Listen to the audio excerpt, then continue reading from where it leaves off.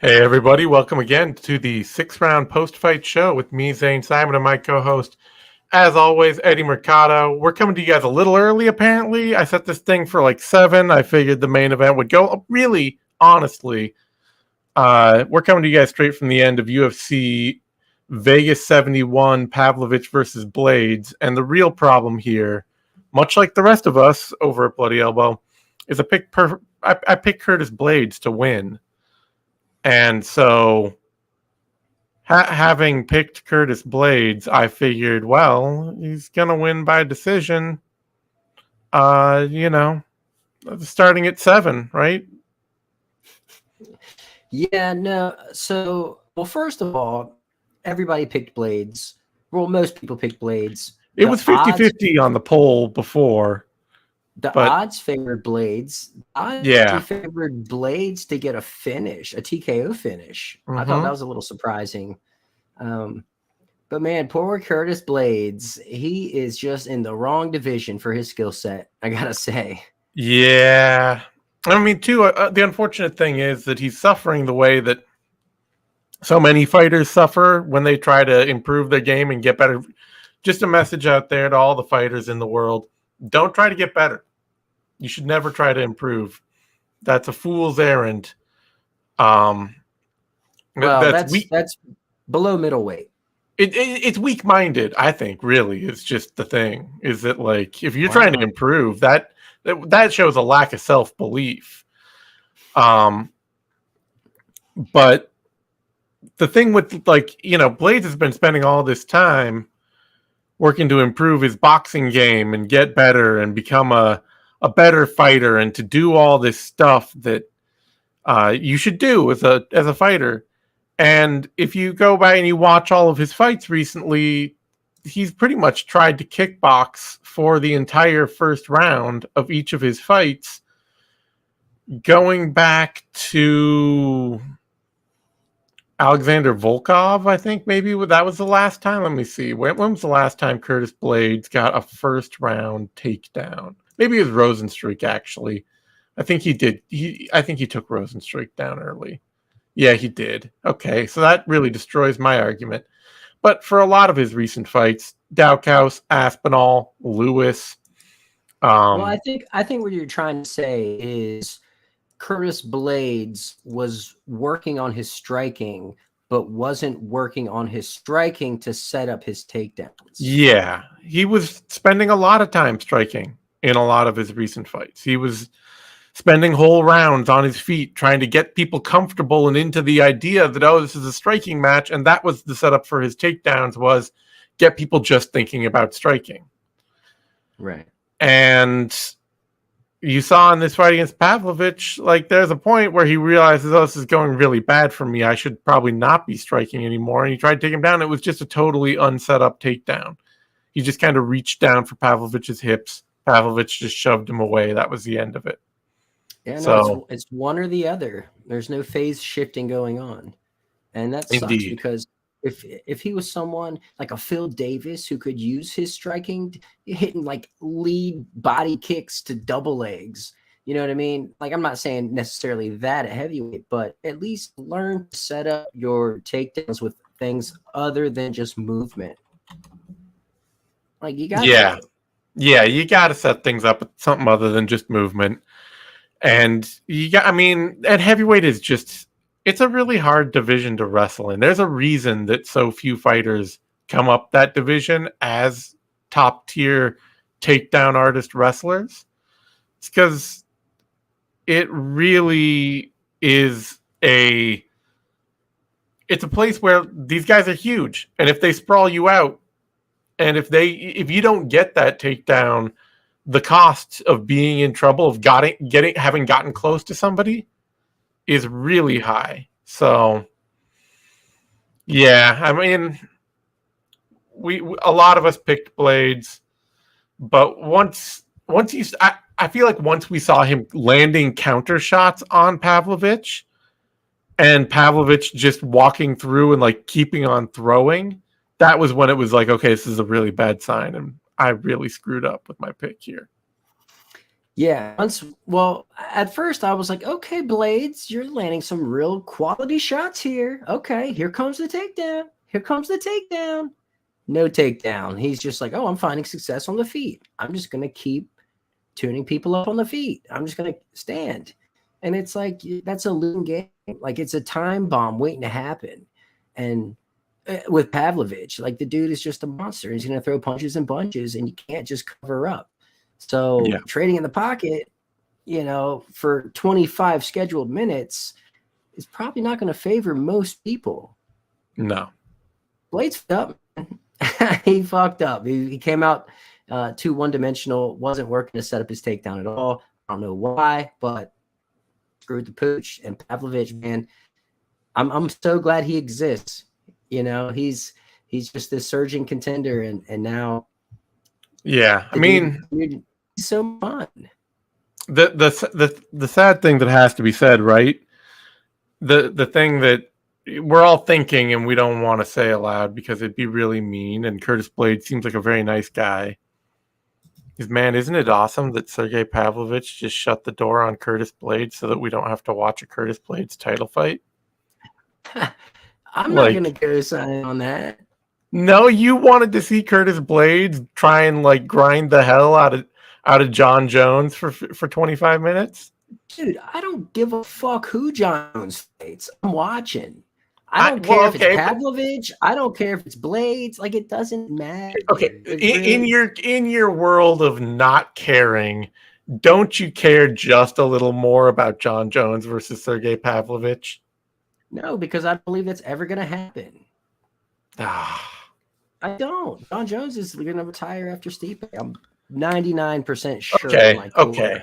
That's fine. He retires after Stipe, but then we get Sergey Pavlovich in a title fight for the empty belt, and who does he fight?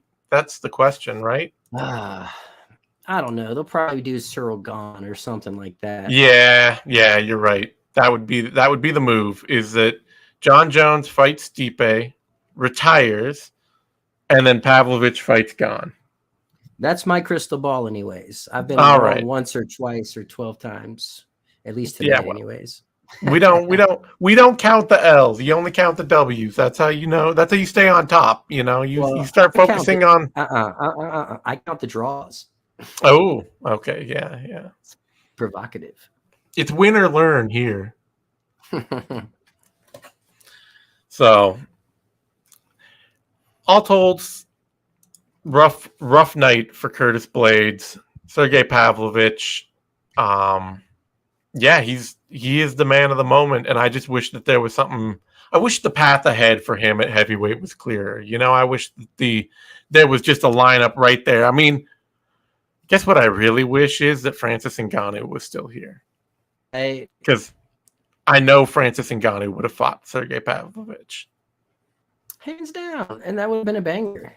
Yeah. I would have been nervous. I would have been scared for that fight in the best way. Oh, well. Yep. Didn't happen. Won't happen. Sad days. But this was pretty fun. All things considered, this was the most fun way this fight could have gone. 100%. 100%. And it's I hate laying prey much as the next guy. So I guess in that regards, I'm happy you can't be talking about, I don't care who John Jones, I don't care any of this. And then you can't come out and turn. You can't. I know, but you can't turn around and be like, and then I hate lay and pray. I'm not mad about, we all hate lay and pray. That's my point. Yeah, so I'm saying this is the best case scenario. So that's why I'm happy it panned out this way, not because Curtis Blaydes isn't getting a title shot. Like, that's a weird hate, I'll say. It's not hate. It's the reality upfront flip side of hating lay and pray. I'm just gonna say it. I'm gonna say out front. If I hate lay and play, I'm glad that Curtis Blaydes didn't get a title shot. Sure. Okay, that's fair. But I mean, when Curtis loses, it's spectacular. It is spectacular. So he's got that going for him, but that's not really. I mean, it's really kind of the Eddie Alvarez thing, right? Although Eddie Alvarez was spectacular when he won too, but yeah, and he was a champion in two leagues promotions. Yeah. All right, let's jump down to the co-main event here. Bruno Silva, Brad Tavares. And for a couple of minutes, I felt really good about picking Brad Tavares in this fight. Right? Here. He looked sharp, man. Yeah, he looked like he was the fighter out there, the veteran, the more explosive, just picking the better shots, more elusive. Silva just looked really flat from Jump Street, but one gorgeous, well-timed check hook changed everything. And Tavares never recovered from that. So credit to Bruno for not letting off the hook, man. That was fun. That was a lot of fun. Silva's one of those dudes where like he can be doing everything wrong, but he lands one bomb, then he's gonna like all he has to do is hurt you once a little bit. And if you're a little bit hurt, he's gonna pounce on you and you're gonna be a lot hurt. And I mean, Brad Tavares, he's gone through most of his career being hard to hurt, but every now and then he has one of these fights where somebody can just tune him up a little bit and it all goes to hell. Edmund Shabazian did it. Robert Whittaker did it. Tim Boach did it. And now Bruno Silva did it too. Yeah, I was a little surprised. I could not pick Silva going into this after watching him lose to Mearshart the way he did. Like if he would have just went out and like got submitted by Mearshart, whatever, but he almost got knocked out by Mearshart. He got exactly by Mearshart. He got tuned up. He got tuned up on the feet by GM3. I'm just gonna say it. Like that was not a good fight for Silva in any way.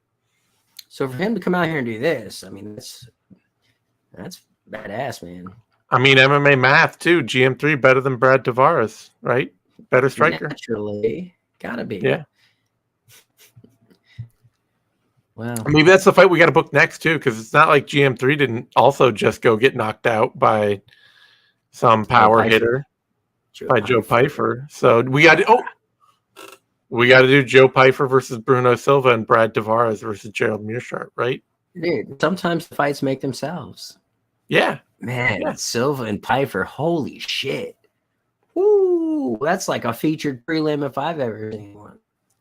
Yeah, no kidding. Like I was thinking about match like Silva. Oh, he's he got this big win. He should be climbing up the division a little higher.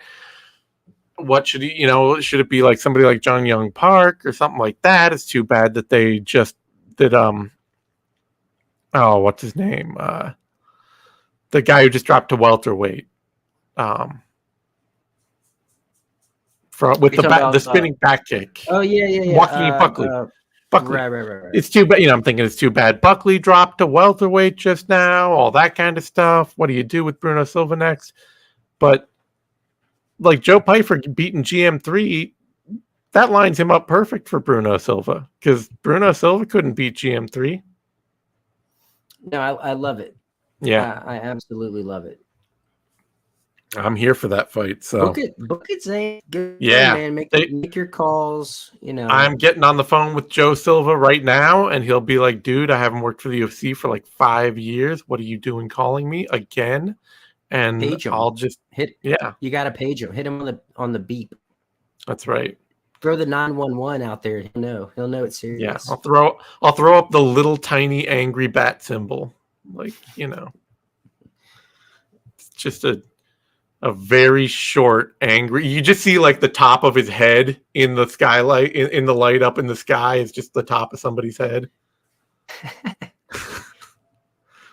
Or maybe a fighter picking him up and spinning him around like a small child. He always loved that.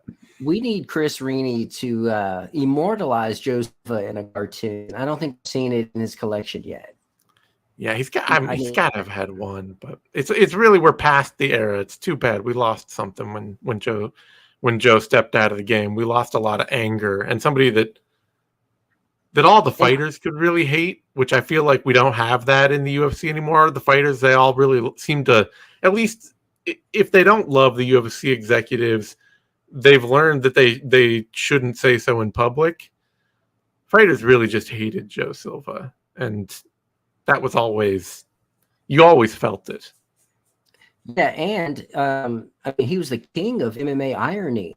Yeah, like, he was always making weird matches, like first, same last name or same first name, or just so the most trivial matchmaking for the silliest reasons. I mean, there was a dude that fought the other day. I saw on one of the smaller cards. I think it was on one of the Bellator cards this week. His name is Bobby King.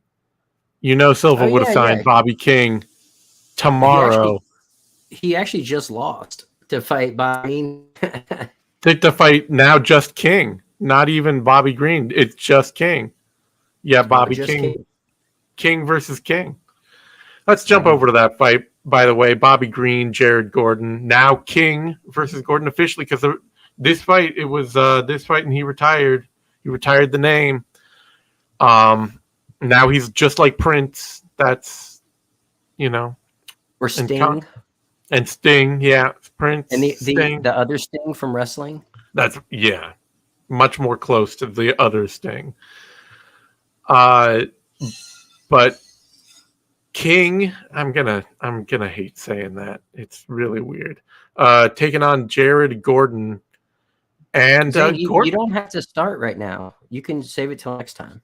No. He officially retired it after the fight. It would be really inconsiderate of me to not honor his wishes. But King, Jared Gordon was doing pretty good in this fight, honestly, up until the point that he got headbutted so hard that it knocked him silly. I had him winning the fight, honestly, up until that point. He was landing just fantastic counter punches for no reason at all. Like, what he was countering in combination every time Green would step in on something, and he was in what was a really bad night for Dominic Cruz generally. Cruz did point out well that he was having a lot of success going from the body to the head in that fight, and setting up his counter combinations that way. And, it was a solid performance from Gordon all over. Not a bad fight from him. And then he got headbutted really hard. And I'm just glad that the refs made the right decision in the cage. Like they had the commentary, the announcer was just about to say Bobby Green winner by TKO, and they pulled him aside. Like, they had a huddle. The commission called a huddle and was like, you know what? They're just going to appeal this. You want to give up a Saturday? You want to give up a Tuesday morning for this? I don't think so. Let's go ahead and just change it now. And I'm not sure. I haven't seen this happen very often. This is pretty rare that you'll get something changed in the moment like that. Especially after such a brutal finish, because he went down from the headbutt and then Green pounced on him with some nasty ground and pound and just put him out cold. Also, if this were a Lethway fight, that would have been a win for Bobby Green. That's right. He needs to change up his sport. There's no ground and pound in Lethway, but still, there should be. Yeah. Oh, did you see that that boxing freak show fight where the dude knocked the guy out and then stood over him and punched him while he was unconscious? Yes. Dude, that was at the what's that thing called? X Series 600. Yeah, the X Series on the Daz and X Series. We've grabbed a bunch of people who barely know how to box, and we've put them all in the boxing ring, and we've convinced you all that because they're celebrities in other areas, you should be paying for incredibly low-level amateur boxing. Yeah. It was disturbing. Yeah. Chase Demore, that's the guy's name. And yes. It was a fantastic knockout too. It's a shame. Mm-hmm. Just kind of went full meathead and blanked. Yeah. Anyway, Bobby Green, Jared Gordon. What do you think? Should they run it back? I kind of feel like this is a fight that I would not have ever picked to want to see twice, but this was the absolute most unsatisfying way for it to go, with Gordon actually doing really well and then getting headbutted, where now I'm just like, well, I have to see it again now. I got the same feeling I got after he fought Paddy Pimblett. Like, he's got to stop with the weirdness. Like, he's bitten. I don't know. He did something somewhere. He's got bad juju, right? Yeah. Like, do you think he beat Paddy Pimblett? Gordon? Yeah. I thought he would have gotten the decision over Paddy Pimblett. I did not care enough about the fight and the way he fought it to want to argue that he won the fight. That's fair. Either way, he was in that, really close decision. Now he's getting head-butted and then knocked unconscious. He's in a bad way, man. Mm-hmm. Yeah. For him. Yeah, that knockout looked actually pretty bad. Really did. Especially with the ref letting him take 5 or 6 more unanswered shots after. It just was, the ref did a bad job stepping in on that. And, I mean, like I say, part of me wants to see us run back. But, like, if Green was in the cage, he was like, let's just do it right now. I'm like, you look at this man that you just knocked out. You're not doing this right now. What are you talking about, Bobby? Sure, why not? Because what else are you going to do with him? Yeah, the only other thing I could think of, honestly, I was looking up and down the lightweight division, and the only other thing that jumped out to me would be, like, run back his fight with Drakkar Klose, maybe. Because that's a fight I didn't think Green lost.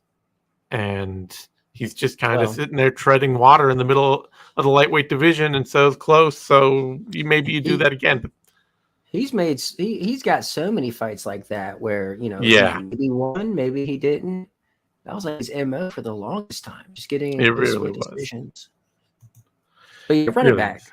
Yeah, you run this back. It really does seem like the best decision. All right, that brings us to a women's flyweight bout. Yasmin Lucindo, Brogan Walker, and this was just Brogan Walker shouldn't be there, Not even a little bit. Yeah. Like, it wasn't even fun for me. Like, if you're that much better than your opponent, finish them. Yeah. Lucindo really, she seemed like she was so gun shy about the potential of walking into a step knee or walking into a counter shot, where she wasn't willing to wade in, but every time she showed a little bit of aggression, she just wrecked Brogan Walker. It's just like, you got to find your own confidence to be aggressive in there. You can't go hammer and tongs with Yasmin Haragui in your debut and then go out there and be like, Brogan Walker, maybe I'll step back on this one. Maybe I'll let this one be a little more cautious here. Probably just the step back up to flyweight got to her a little bit, maybe, but the Ultimate Fighter really, I think we can say firmly with both Muhammad Usman and Brogan Walker on this, the Ultimate Fighter is not finding UFC level talent. No. The Ultimate Fighter, it's Transformers. I always say this. It's just it's a money-making scheme that the UFC does. You will not ever see a true top prospect come up through the Ultimate Fighter anymore. Never again. Not going to happen. They'll send them straight to the Contender Series until they're ready for the UFC, and that's the new standard operating procedure.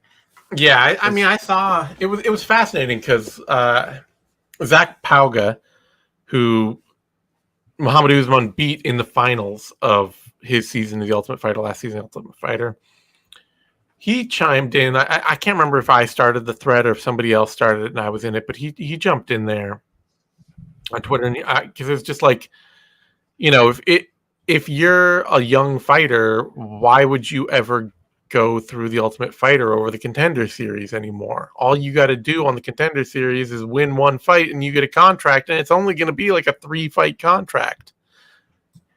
Whereas if you go through the Ultimate Fighter, you got to win like 2-3 fights. And I think it's 3 fights total for most seasons. And then you're locked into like a 10-fight stepping contract in 2K increments from like $15,000 to $30,000. I can see some benefit in it if you're not a world beater, but you have some talent, but what you really have is a following, and you use the platform just to get your followers up and spread your influence and get sponsorships and deals and try to capitalize that way. Then okay, if you're going to try to just make it about the brand, your personal brand, sure. But yeah, but even then, selling hopes and dreams that the Ultimate Fighter is the way to the UFC. It's like, the way. It's a shot at the short notice routine. Yeah, it was really interesting because Pauga, he was like, "Oh, you go to I went to the Ultimate Fighter because if I go through and if I win, I'm guaranteed to get a contract, and if I go to Dana White's Contender Series and I win, I'm not guaranteed." And it's just like, okay, I know that's a sales pitch of the Contender Series, but you guys really got to look at the numbers here because 95% of the winners from the past 2 or 3 seasons have got to the UFC. Like, you really have to be bad. You really have to do bad on the Contender Series to not get a fight or a contract off a win. Yeah. And I'm sure losing on the Contender Series is probably what gets you on that short list for the short notice fights. It is, yeah. I mean, when they when they need somebody cheap and quick, boom. You're on their radar at that point. If you put together a fun fight on the Contender Series and you lost, those guys get call-ups too. Like, the Contender Series is the UFC's primary talent mine at this point. Yeah, as you put it, the Ultimate Fighter is just a franchise thing right now. So people like Brogan Walker Sanchez, or Brogan Walker, that is not a good mark. And Juliana Lima or Juliana Smith. No, who is it? What's her name? I don't even remember. See, this is why the branding thing. Juliana Miller. There we go. Juliana Miller, who beat Brogan Walker, like, she just got owned by Veronica Hardy, who was like a basement level talent before she took 3 years off due to concussions. She looked better in that fight, but yeah. Anyway, welterweight bout: Jeremiah Wells, Matthew Semmelsberger. And this fight pained me. This was really painful. In particular, I'm not a jiu-jitsu guy. I'm not gonna go out here and pretend like, oh, I've spent a lot of time, I know how jiu-jitsu works, yada yada yada. Really saying you take me as a solid no-gi. At least I can see you in the spats and the rash guards. Well, the spats are rather fetching. I might wear spats around. Yeah, there's that. But I'm not going to pretend to be a jiu-jitsu guy. But I will say, and I'm just going to be the ass on this, the untutored ass. Matthew Semmelsberger's jiu-jitsu coaches really need to take a hard look in the mirror and ask themselves what they're doing with this kid. Because going straight to closed guard every time Jeremiah Wells got a takedown on him, like, who's teaching him to do that? Why are they teaching him to do that in MMA? What could the possible purpose have been to get this kid to default to closed guard every time he gets taken down? What I saw was, well, you mean as opposed to trying just to immediately stand up or scramble? Or get feet on the hips to get your hips high? I mean, there was a point where he actually tried to transition up to a triangle or something like that. Yeah, several times actually. So he was trying to set up the triangle. You saw him grabbing this and throwing his legs up. But even doing that, the closed guard just doesn't seem like the start of that. Maybe it's just ingrained in who he is. Like, he's just taught, if you get taken down, immediately get to your closed guard because it's safer than being in half guard, mounted, or bottom of side control. So it's kind of the safest place to be if you're going to be on your back. And maybe he doesn't feel comfortable in the scrambles. Yeah, but just that's who he just is. it's such a basic MMA meta of the game at this point that like you can't just be stuck on your back in guard. You are going to be losing if you're doing that. Guys are too good. They're too good for you to be playing a bottom guard game from a closed guard. Nobody wins that way. Right. You know? No, it's tough. It's tough because I'm glad this fight played out the way it did, because I was really curious how the judges were going to score it, right? You had Semelsberger scores an early knockdown in the first, right? I mean, he's kicking the pants off this dude. Second round, scores another knockdown, right? But in both rounds, he gets taken down and just owned, control ground. Ate a lot of ground and pound in the first, not so much in the second, but still got completely controlled outside of when he was actually doing the damage. So damage, in terms of damage, he did more damage in the first and the second round. So I can see them rounds being scored for him. But also, he didn't do shit after that in those rounds and got owned in the third on the ground. So yeah, I could. How do you score this? You're not wrong. However you slice it. Yeah, I scored it for Wells. I scored the first round for Wells. I thought he got hurt really badly, and you could give the fight that round to Semelsberger, but he also rallied and he did a lot of work on top. Not just a little, a lot. Landed a lot of elbows, a lot of punches, a lot of ground and pound. Stats, let me see here what we got with Wells on the stats for that round. He had 3 minutes and 30 seconds of top control in that round. And he landed he's credited with landing 35 of 69 strikes total in that, which I'm going to say probably at least 20 of those are ground and pound shots. So to me, I am happy to give Wells that. I figured the judges would give him that round. I figured they would see that amount of control, that amount of damage from top, and be even like, okay, you got stung, but you rallied back hard, so I can't say you were badly hurt. And you beat this guy up, But in the second round, in the second round, he got hurt, and then he got on top, and he did a little, but mostly he just controlled Semelsberger.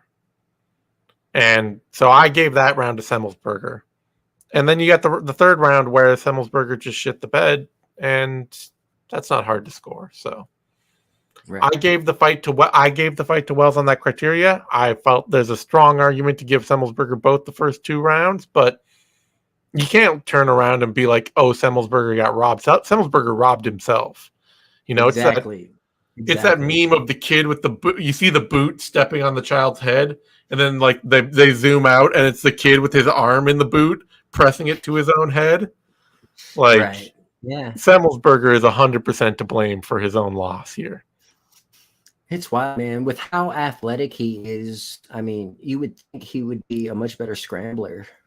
Yeah, at least from his back. He's a good scrambler when he's not on his back. But and when he did scramble, it worked really well for him against Wells. Like when he scrambled, he got right back to his feet. When he took his guard and stopped having an open guard and would just kick off, he would create a good scramble. I think we're also underselling just how fucking strong Wells is. Yeah. Right? You got this Hulk on top of you. I mean, I'm not getting up if he's on top of me. There was a point that probably is more indicative of Wells' strength than Semelsberger's terrible decision making, but is indicative of both, I'll say. Where Semelsberger was up on his knees and Wells had him in a front headlock, and rather than get up and fight the headlock, Semelsberger just rolled back to his back on the mat. Yeah. And that's probably indicative of just how strong and scary Jeremiah Wells is, that he felt the pressure of that and was like, I'm not going to stand up into this. And also just to the decision making of, well, maybe you should have tried anyway. Maybe you should take that gamble, because the gamble you took instead just kept you losing. This was oddly fun for me, though. I enjoyed it. it was interesting for a metagame thing because we really were getting to the Right. final bell and being like, what is going to happen? How are the judges going to score this? So in that way, it was interesting.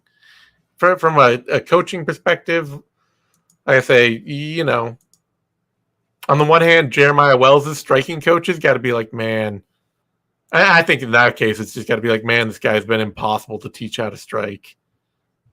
And for Semmelsberger's jiu-jitsu coaches, you got to be asking yourself, like, are we teaching this guy to close his guard all the time? Because if we are, we should probably stop doing that. Yeah, maybe. Could be. I don't know. It's a tough. Yeah. All right. That brings us to a lightweight bout. Christos Giagos, Ricky Glenn. It's never, I mean, we could argue it's not, still never happened, but it had never happened before. Ricky Glenn now has a knockout loss on his record. And Christos Giagos is, he didn't actually face plant. He felt like he was going to face plant, and then at the last minute he landed on like his elbow to the side, and he immediately started kind of coming to and making moves like he was okay. But the ref was stepping in. The ref saw the face plant fall, and he was stepping in before Glenn even hit the ground. And once you're doing that, it's pretty hard to like reverse your decision and be like, oh, actually you're okay. Like he's already in between them by the time Glenn is on the mat.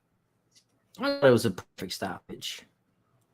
I don't need to see Glenn get put completely out. And, I mean, he got caught. He did. Christos Giagos is about the last dude I would have expected to catch him. That's Giagos' first knockout loss since 2016. Knockout win, I mean. Or knockout win since 2016, yeah. And, you know, so would Giagos have been the dude to just follow up and put him away? I don't know. If you're Glenn, you're going to be thinking that is going to haunt you for years. You know, I thought it was a good stoppage. Like when he was talking to the ref, you could see he was still pretty out of it. I thought it was a good stoppage. I'm not saying he didn't get hurt. I'm just saying that Glenn is going to be convinced to the end of his days that had the ref not stepped in, he would have rallied. Oh, sure. I mean, there's a laundry list of fighters who have died on single legs. You know what I mean? Yeah. I know. I don't blame him because, like I said, Giagos, not a great finisher. He got caught.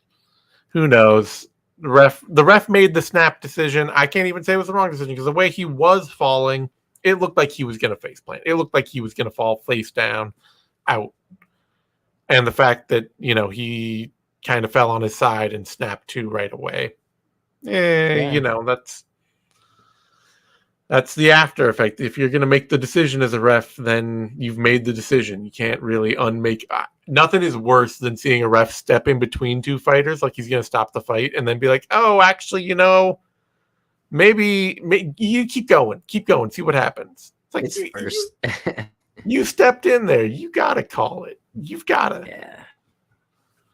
That's the hard job. Yeah, that's the hard job of being a ref is you got to make the flash decision in the moment, and then you got to stand by it. Because if you go back and you just start waffling all the time, you know, if the commission comes to you and they're like, "Oh yeah, Ricky Glenn's appealing this stoppage," and you're like, "Oh, I don't know, maybe." You like, who wants you as a ref next time? Right.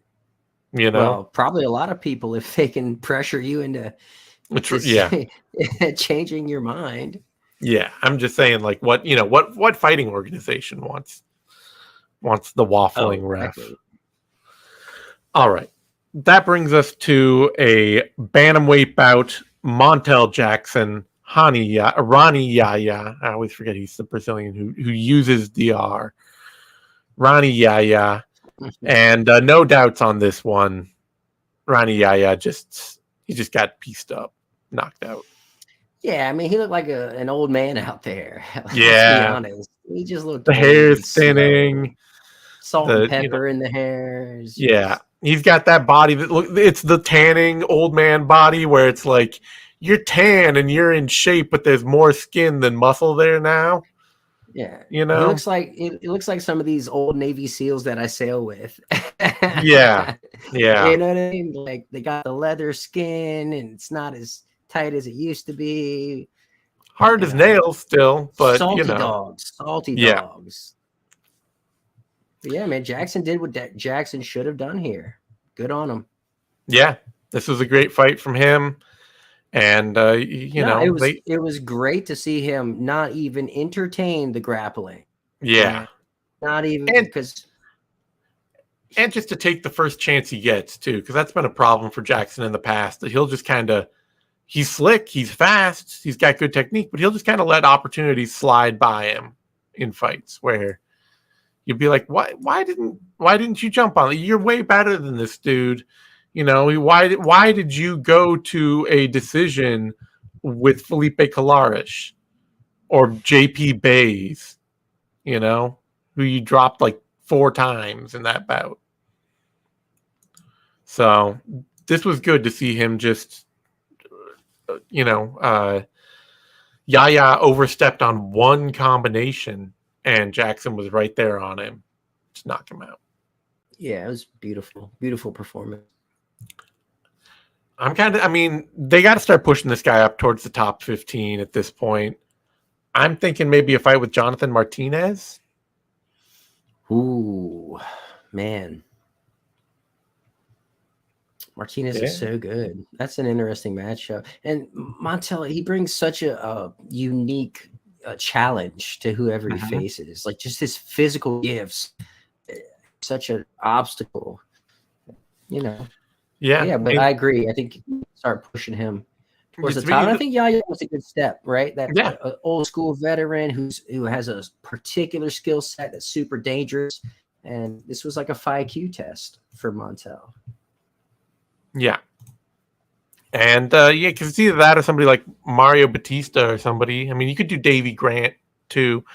Just somebody who's like right there, an action fighter right there at the edges of the top 15, where if you win that bout, then everybody's like, oh yeah, no, you got to start facing ranked dudes exclusively.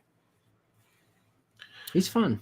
He is. He's a lot of fun. And it's taken him, a while to kind of get his game to really click all over. But now he's 30. He's been at this 6 years. Everything just seems like it's right there in the right place. He's at his prime, Get this guy big fights.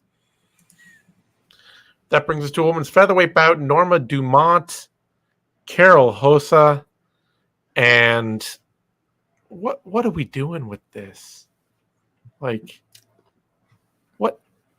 what the hell is Carol Hossa doing?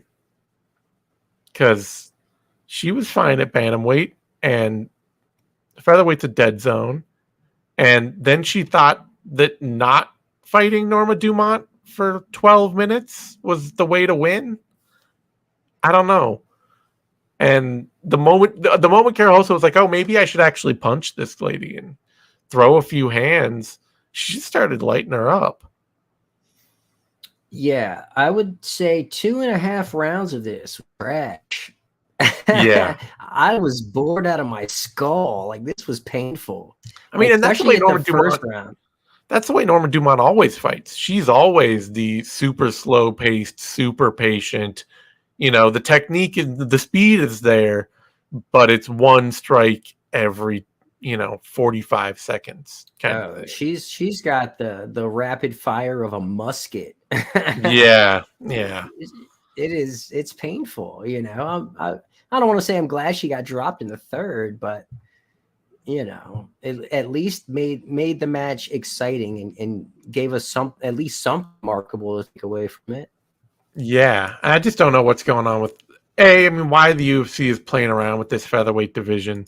They don't care about it. They don't sign anybody for it. They don't do anything with it. What's the point of having these fights? They don't help anybody. But I'm more worried to see, like, Hossa opened up, like, she and Laura Procopio, I think they set like a bantamweight record.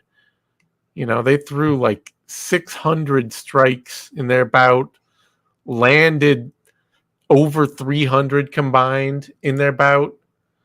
And then she had another volume war where she just went out and put it on Vanessa Mello, threw 289 strikes, landed 177.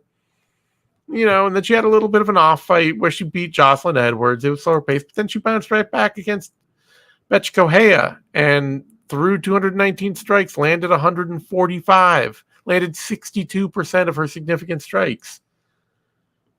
And everything since then, that Sarah McMahon fight, that Lena Landsberg fight, this Norma Dumont fight, she's just looked gun shy. And she just looks like she doesn't know what she wants to do out there. And it took forever for her to step it up against Norma Dumont. And the moment she did, it's just like, oh, why aren't you doing this? What was the hesitation here that you have not had before? So just sucked. Yeah, man, we spent too much time on this. We did. Let's move on. Talk about the Muhammad Usman Jr. Tafa fight. And I get to, at least if I got other fights on this card wrong, at least I get to feel good about this. Because my call straight down the line was that Junior Tafa is probably going to land a bunch of hard shots on Muhammad Usman in round 1. They'll both get really tired.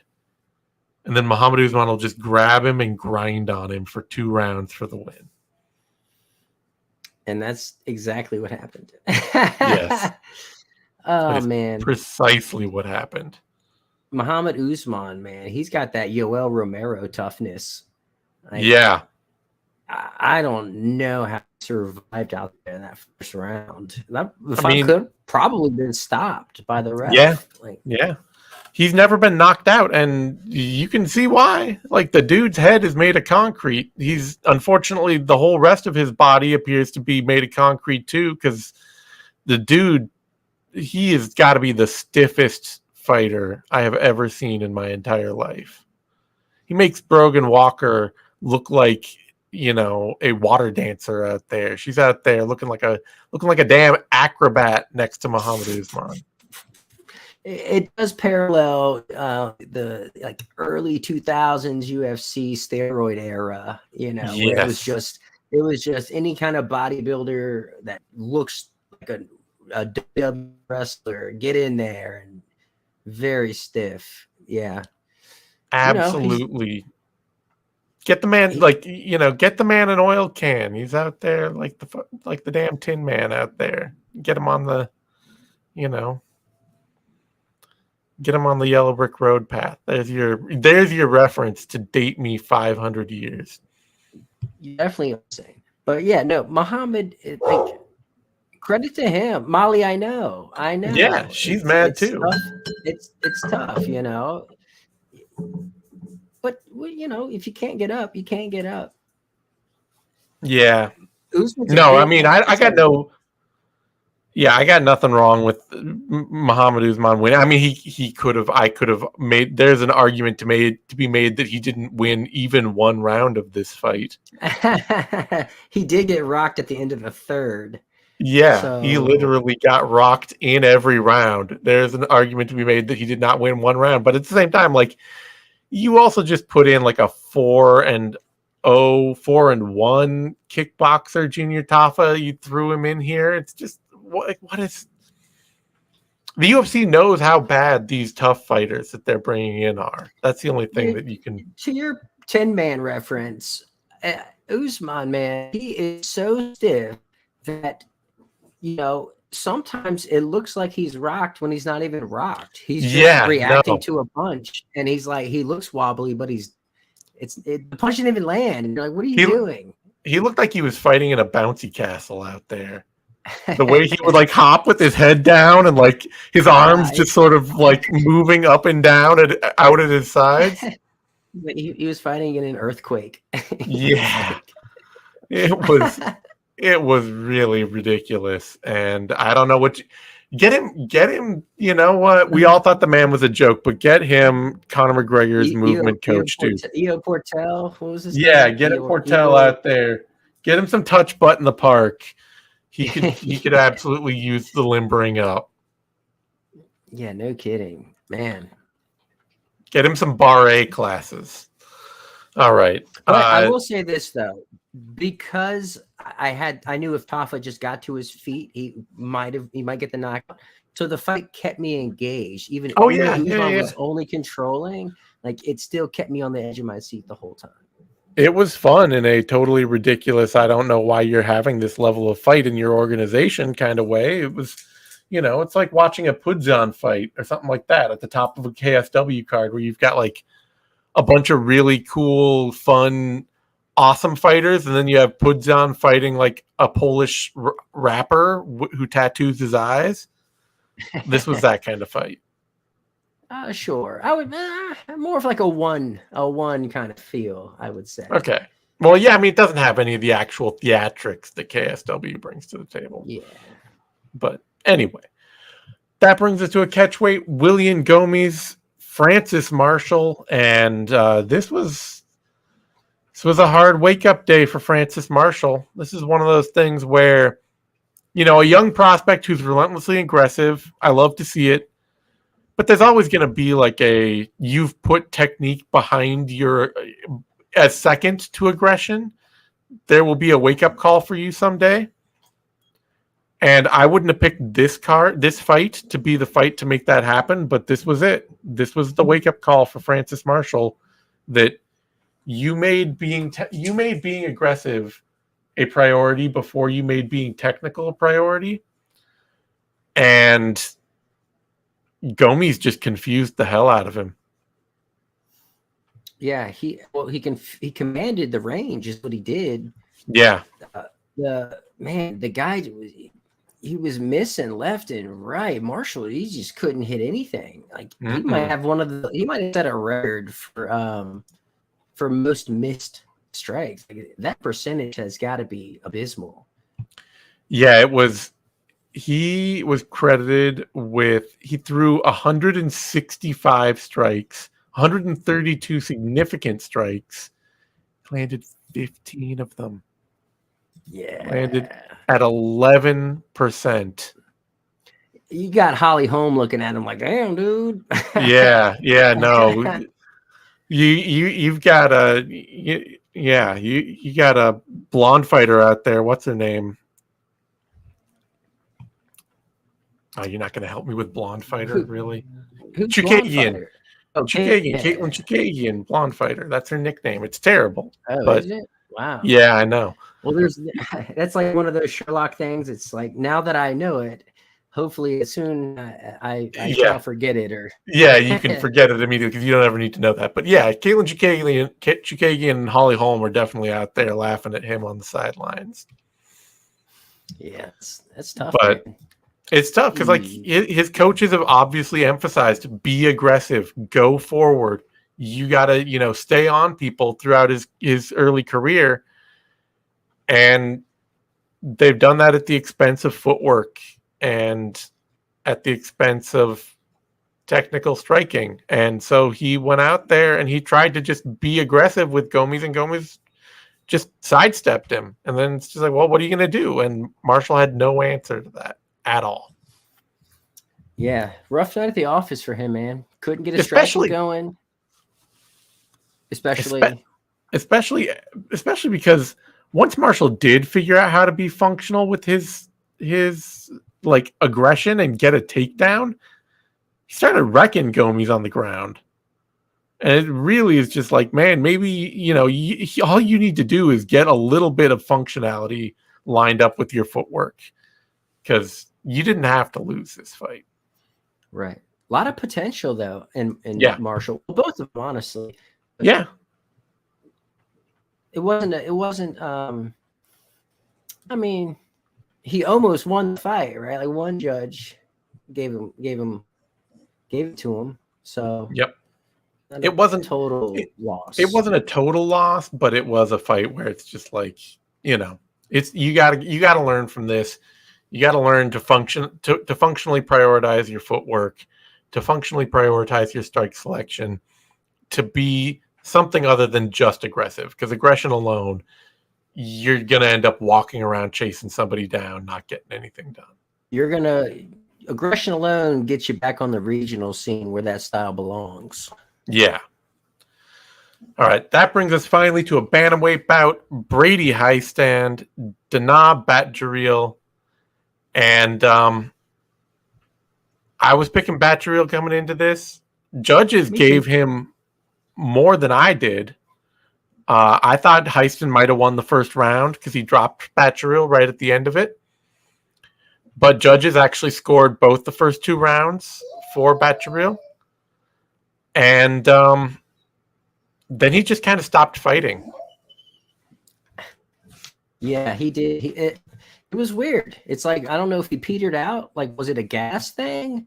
But that weird kind of, maybe he was just so fatigued and Brady wasn't, because it was that Diaz kind of punching. It was, they weren't the hardest strikes in the world, but they were nonstop and they were adding up. And if you're a referee, you got a guy turtled up on all fours, just eating the punches, and they're not really doing nothing, you can't just let that go on. Like, this is a sport. No, yeah. I mean, but even before that, Batjaril was losing that whole round. The booth was terrible in this. They're talking about like, oh yeah, Batjaril, he's got the cleaner technique and all that. Hiestand needs to figure that out. It's like Hiestand's just kicking him and punching him. He's just winning. Yeah. I go look at the stats for that round, and even if even looking at not the total strikes, which would include the ground and pound, but just the significant strikes, Hiestand outlanded Batjaril 26-10. It was 71-10 if you count total strikes. But just in terms of, he was tuning him in that third round. Yeah, like he was. Dana did not show up in that last round at all. Well before he got put on the mat and ate all those other strikes. So yeah, I wonder if he had it in the bag and was coasting, or if he was just shot. Like, he just, I don't know, gassed out, and the guy in front of him just has endless cardio. Which is wild, because Hiestand does not have endless cardio. He has gassed horribly in his other fights, and he had an endless gas tank tonight, man. Yeah, this was great for him. This is a great show up for him. On that note, he has gassed hard in other fights. He has gotten caught by left hook or by big punchers in other fights. He lost to Chad Anheliger via knockout late in their fight. So for him to go out there with Batjaril, eat some big shots, Dana, I guess is actually his surname, or his family name. But for him to go out there with Dana, eat some big shots, get hurt, and rally back and win, that's huge for Hiestand, because that's definitely not what he's always been able to do. On that note, we will be back with some bonus content on our Substack exclusively. So if you want to keep watching and keep enjoying the show, keep listening, all that, jump over to our Substack channel, and we will see you all later. Adios.